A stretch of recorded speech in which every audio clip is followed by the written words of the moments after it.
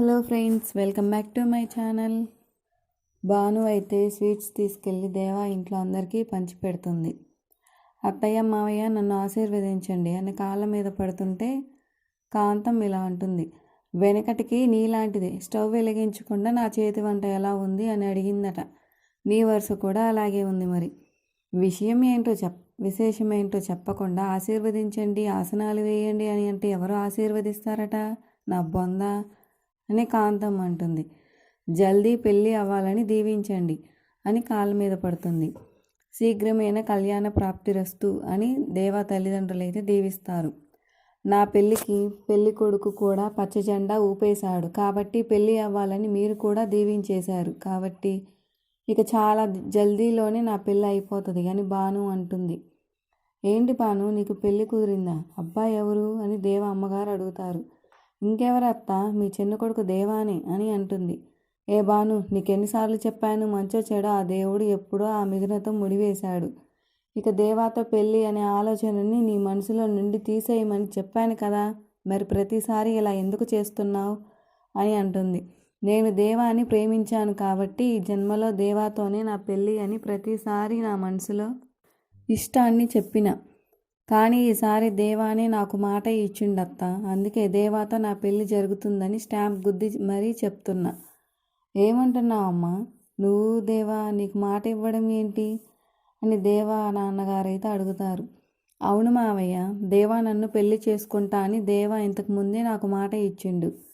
చాలా యాపు, వాడు పొరపాటును కూడా అలా నీకు మాట ఇచ్చి ఉండడు. ఎందుకు అలా అబద్ధాలు చెప్తున్నావు? నీలో నువ్వు ఆశలు నింపుకుంటున్నావు అని దేవా అమ్మగారు అంటారు. అబద్ధం కాదత్త, నిజం. దేవా నన్ను పెళ్లి చేసుకుంటా అని స్వయంగా మిథున సమక్షంలోనే నాకు మాట ఇచ్చిండు.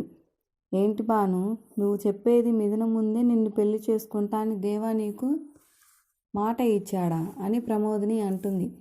అవునక్క, దేవా నన్ను పెళ్లి చేసుకుంటా అని నాకు ఇచ్చిన మాటకి మిథునే సాక్ష్యం. కావాలంటే మిథునని అడగండి. అసలు దేవ ఇలా ఎందుకు చేస్తున్నాడో, మిథునని ఇంట్లో నుండి ఎందుకు పంపించేశాడో, భానుని పెళ్లి చేసుకుంటా అని మాట ఇవ్వడం ఏంటో అసలు నాకేం అర్థం కావడం లేదు దేవా అన్నయ్య అంటాడు. ఇందులో అర్థం కాకపోవటానికి ఏం లేదు బావా, నేను దేవాన్ని 13 ఏళ్ల సంధి ప్రేమిస్తున్నాను కాబట్టి ఇన్నాళ్ళకి వాడికి నా ప్రేమ అర్థమయ్యింది. నన్ను పెళ్లి చేసుకుంటా అని మాట ఇచ్చిండు, అంతే. అత్తమ్మ, ఈ విషయం వెంటనే మా అమ్మకి చెప్పాలి, నా దోస్తులందరికీ స్వీట్లు పంచాలి అని చెప్పి భాను వెళ్ళిపోతుంది. కాంతం పరిగెత్తుకుంటూ వెళ్ళి భాను అని పిలుస్తుంది. ఏంటి అక్క అని భాను అంటుంది. వాతావరణంలో మార్పులు వచ్చినట్టుగా మనుషుల మనసుల్లో ఆలోచనల్లో మార్పులు రావచ్చు. బంగారం రేటు ఎప్పుడు పెరుగుతుందో ఎప్పుడు తగ్గుతుందో తెలియనట్టుగా దేవా ఎప్పుడు ఎలా ఉంటాడు, ఎప్పుడు ఏ నిర్ణయం తీసుకుంటాడో తెలియదు. అందుకని నువ్వు అస్సలు లేట్ చేయకుండా మీ అమ్మని తీసుకొచ్చి పెళ్ళికి ముహూర్తాలు పెట్టించు. అప్పుడు దేవా చచ్చినట్టుగా నీ మెడలో తాళి కడతాడు అని కాంతం అంటుంది. థ్యాంక్స్ అక్క, మంచి సలహా ఇచ్చినావు. థ్యాంక్స్ అక్క, బాయ్ అని చెప్పేసి భాను వెళ్తుంది. దేవా నాన్న ఆలోచిస్తుంటాడు. ఏమండి, దేవా నిర్ణయాలు చూస్తుంటే భయమేస్తుంది. నిన్ననేమో ఇంట్లో నుంచి పంపించేశాడు, ఈరోజేమో భానుని పెళ్లి చేసుకుంటా అని మాట ఇచ్చాడు. ఇవన్నీ చూస్తుంటే దేవాకి మిథునకి మధ్య ఏదో పెద్ద విషయం జరిగి ఉంటుందని అనిపిస్తుందండి. అందుకే ఒకసారి మిథున ఇంటికి వెళ్ళి ఏం జరిగిందో తెలుసుకొని మిథునని తీసుకొద్దామండి, ఏమంటారు అని అంటుంది. అని ఇద్దరు కలిసి మిథున ఇంటికి అయితే బయలుదేరతారు. అక్కడ మిథున ఇంట్లో మిథున ఏమైందమ్మా అని అడుగుతుంది. మిథున మౌనంగా ఉంటుంది. అదేంటమ్మా, అల్లుడు గారు ఆ అమ్మాయిని పెళ్లి చేసుకోవడం ఏంటి? అసలు మీ మధ్య ఏం గొడవ జరిగింది? నువ్వు ఎందుకు ఇక్కడికి వచ్చావు? అల్లుడు గారి నోటి నుంచి అసలు ఆ మాట నిర్ణయం ఎందుకు వచ్చాయి అని మిథున అమ్మగారు అడుగుతుంటారు. ఎందుకు అని అంత అమాయకంగా అడుగుతారేంటి అత్తయ్య?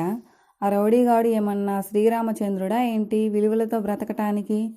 మిథున మెడలో బలవంతంగా తాళి కట్టినప్పుడే అర్థం కాలేదా? ఆడవాళ్ళంటే, ఆడవాళ్ళ జీవితం అంటే వాడికి ఎంత గౌరవం ఉందో.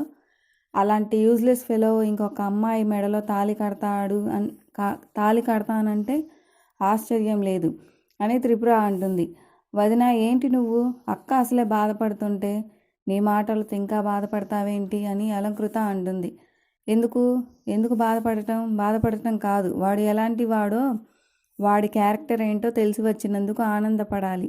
అలాంటి విధవ కోసం అయిన వాళ్ళందరినీ వదిలేసుకొని బాధ పెట్టి వెళ్ళిందని బుద్ధి తెచ్చుకోవాలి అని సంజు అంటాడు.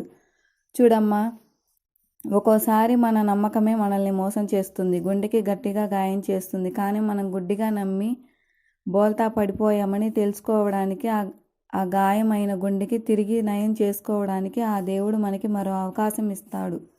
వాడి గురించి తెలుసుకోవడమే ఆ దేవుడు నీకు ఇచ్చిన మరో అవకాశం ఇది. నువ్వు ఇప్పుడు చేయాల్సింది బాధపడటం కాదు, నీకోసం ఎదురు చూస్తున్న కొత్త జీవితంలోకి అడుగులు వేయడం అని హరివర్ధన్ అంటాడు. ఏవండి, ఏంటండి మీరు కూడా? అల్లుడికి కూతురిని మధ్య ఏదో గొడవ జరిగి ఉంటుంది. ఆ గొడవని ఎలా సర్దిమణిగి చేయాలి, వాళ్ళ కాపురాన్ని ఎలా చక్కదిద్దాలి అని ఆలోచించడం మానేసి కొత్త జీవితం అది ఇది అంటారు ఏంటండి అని మిథున అమ్మగారు అంటారు. మరి ఏంటి ఆలోచించేది? మరో అమ్మాయి పెళ్లి చేసుకుంటా అని ముఖం మీద చెప్పిన వాడి గురించి ఆలోచించేదేంటి? అసలు ఆలోచించాల్సిన అవసరం ఏంటి? నీ నోటి నుంచి ఇంకోసారి ఆ మాట రాకూడదని హరివర్ధన్ అంటాడు.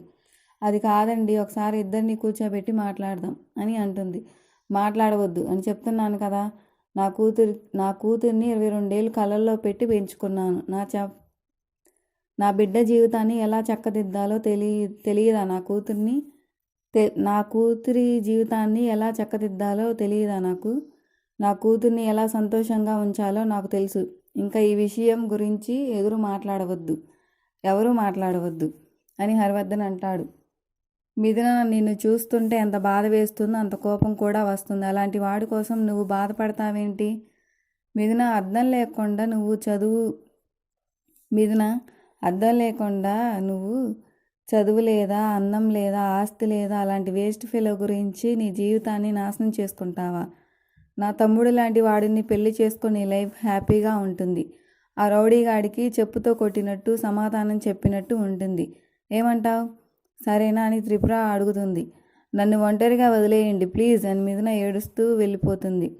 భాను అయితే పెళ్లి సంబంధం మాట్లాడటానికి తాంబూలం తీసుకొని వాళ్ళ అమ్మతో కలిసి వస్తుంది దేవా ఇంటికి. దేవా అయితే, సారీ భాను, నేను ఏదో మిథున విషయంలో కోపంలో ఉండి నిన్ను పెళ్లి చేసుకుంటా అని ఆ క్షణం వేరే దారి లేక అలా నీకు మాట ఇచ్చాను, అలా అన్నాను. కోపంతో దేవా మీద చేయి చేసుకుంటాడు వాళ్ళ నాన్న. నువ్వు భానుని పెళ్లి చేసుకోవాల్సిందే అనని నిశ్చితార్థం ఏర్పాట్లయితే గుళ్ళో ఏర్పాట్లు చేస్తారు. అనుకోకుండా మిథున గుడికి అయితే వస్తుంది. కాంతం చూసి మిథున దగ్గరికి వెళ్ళి, నువ్వు నిశ్చితార్థం ఆపడానికే వచ్చావు కదా అంటుంది. నిశ్చితార్థం ఏంటి, ఎవరికి అని మిథున అడుగుతుంది. ఇంకెవరికి? దేవాకి, భానుకి నిశ్చితార్థం ఈరోజు అని చెప్పగానే షాక్ల మిథున. ఇక్కడితో ఓవర్. ప్లీజ్ నా ఛానల్ కనుక మీకు నచ్చినట్లయితే సబ్స్క్రైబ్ చేసుకోండి. Thanks for watching.